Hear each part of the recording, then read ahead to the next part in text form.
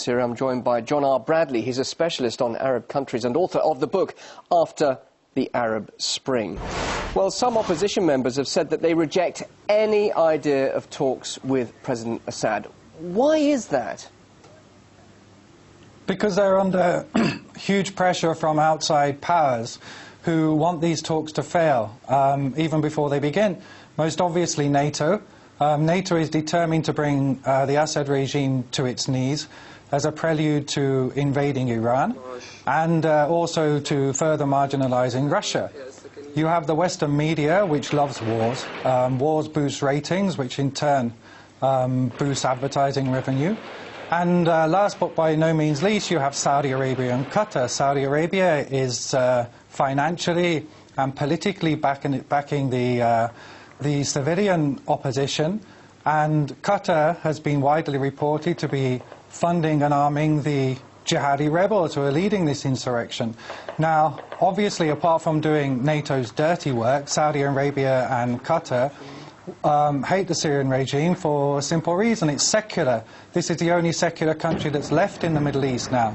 We've seen the overthrow of secular regimes throughout the region during the past year, and in their place, Islamists, who are often very closely aligned with Saudi Arabia and Qatar, if not funded by them, have taken their place. And so this is the Saudi-Qatari Wahhabi revolution, and its culmination will be the overthrow of the Assad regime, the death of the final secular state in the Arab world, and it's obvious who will take their place, the radical jihadists and their counterparts in the Muslim Brotherhood.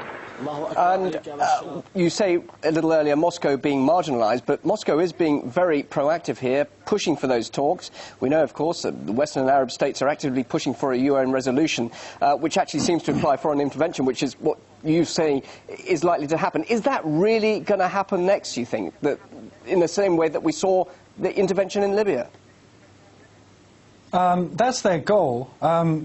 Basically, Syria is the last bastion of opposition to this bizarre political alliance that's trying to take over the Arab Spring. Between this alliance that is formed by America, Israel and Saudi Arabia.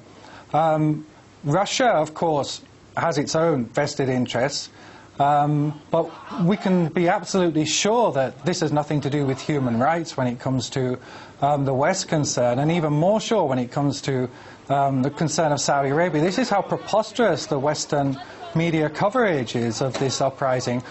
Saudi Arabia, of all the countries on earth, complains about human rights abuses on the part of the Assad regime and says it's withdrawing its monitors because it doesn't want to be a false witness to human rights abuses.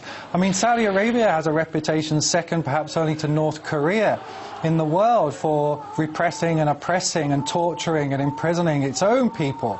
And so the fact that this can be taken seriously by anyone just shows what level of farce that the coverage in the Western media has fallen to. Now, Russia believes it's actually foreign intervention that would have even more of a destabilizing effect in the region. The US Secretary of State thinks otherwise. She's saying that President Assad is making peace impossible by attacking the Syrian people. But that foreign intervention, what impact, not just in Syria itself, would that have then on a wider basis? And what is Russia actually concerned about there? I mean, foreign intervention, look what's happened in Libya as a result of foreign intervention. You have Islamist militias ruling Tripoli. You have intertribal warfare. You have the imposition of Sharia law. You have desperate economic circumstances in a country that was actually very economically prosperous. And all this in the name of basically an oil grab, of shutting out China from Africa. So Russia, of course, has that experience to draw on, and once bitten, twice shy. They know that if they support a UN resolution that even ostensibly is aimed only at protecting civilians, it will be used by NATO as an excuse to impose a no-fly zone while the Qataris and Saudis fund the jihadis on the ground. And so Russia is essentially crucial in all of this.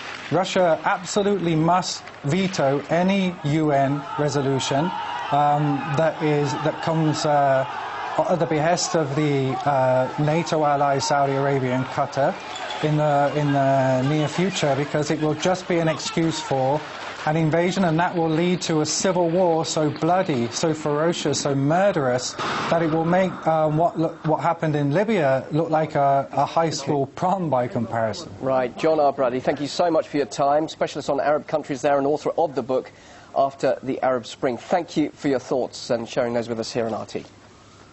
Thank